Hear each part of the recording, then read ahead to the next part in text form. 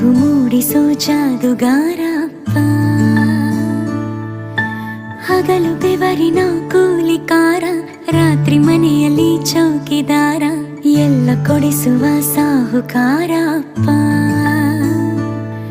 ಗದರೋ ಮೀಸೆಕಾರ, ಮನಸ್ಸೇ ಕೋಮಲ, ನಿನ್ನ